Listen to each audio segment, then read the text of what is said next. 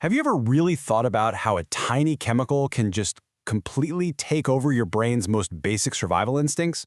Well, today we're diving into the hard science behind that hijack.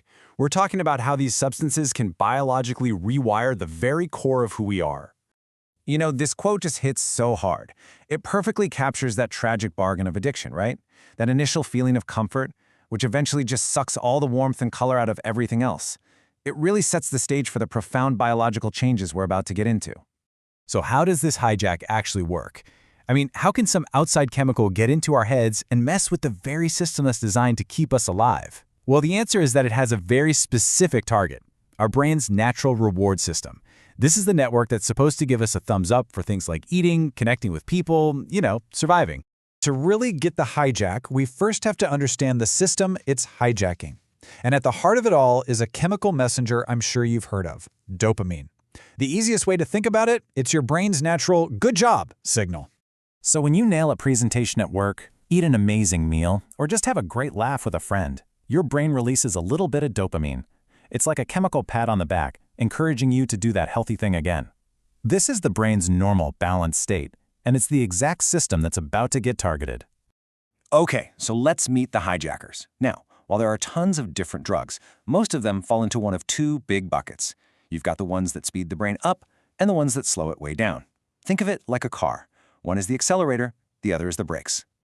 On one side, you've got stimulants, the accelerator. These things, like cocaine or even caffeine, just flood your brain with go, go, go signals. You feel super alert, energized, and focused. And then on the other side, you have the depressants, the brakes. Stuff like alcohol or benzodiazepines, they basically crank up the stop signals in your brain, slowing everything down and making you feel relaxed. And here you can see just how different those two paths are. A stimulant, like cocaine, gives you that instant, incredible rush because it essentially blocks the cleanup crew for dopamine, so you're just swimming in it. But because that high is so intense and so artificial, the crash on the other side is just as brutal. Now, contrast that with a depressant like alcohol. It works by slowing everything down, giving you that gradual feeling of warmth and relaxation. The result is a slower crash, but it's still a major brain chemistry crash, what we all know as the classic hangover. That first high, whether it's a huge rush or a slow warmth, that's really just step one. The real danger isn't that single feeling. It's how the brain starts to adapt to it over time. This is where one-time use can slowly, sneakily build into a really dangerous cycle. So it all starts with that first flood of pleasure. But here's the thing. Your brain is an incredible adapter. To protect itself from this chemical onslaught, it starts to turn down its own internal volume. That's tolerance. Pretty soon, you need more of the substance just to feel anything. From there, it can escalate to dependence, where the brain physically needs the drug just to function. And that leads to the final stage, withdrawal, which is basically the brain's painful, desperate alarm screaming that its new normal has been ripped away. And let's be really clear. Tolerance isn't a sign of weakness. It's a physical change in your brain. Your brain is just trying to find some balance in all this chemical chaos. It gets so used to the substance being there that the original dose barely even makes a dent anymore. But this is really just the first domino to fall. Physical dependence. This is where a critical line is crossed. The brain has literally rewired its own chemistry. At this point, the goal isn't about chasing a high anymore. It's about desperately trying to avoid feeling awful. Feeling normal now requires the substance, and without it, the whole system just gets thrown into absolute chaos.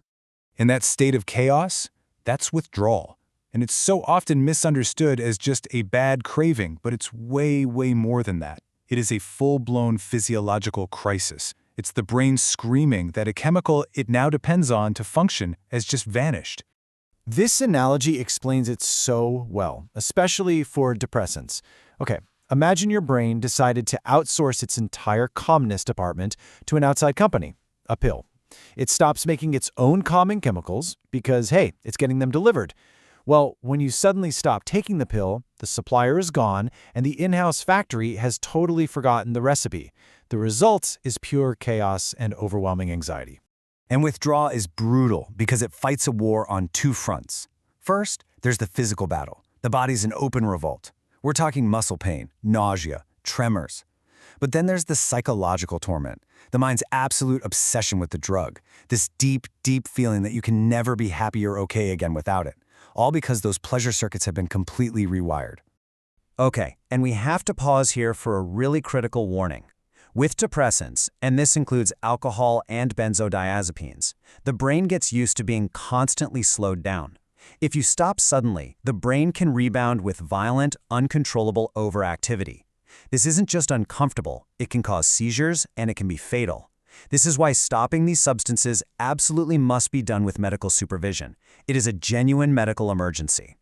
Now, I know after hearing all of that, it might sound like the damage is permanent, but this is the most important part of this whole story.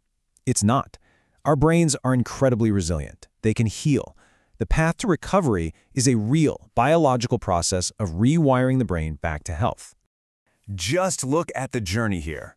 On the left, you've got a brain that's been hijacked, its natural chemistry totally out of balance. But on the right, you see the brain in recovery. Slowly, with a lot of time and support, it starts to heal itself. It actually relearns how to produce and manage its own chemicals again. It's a tough journey, for sure, but it is a very real biological process.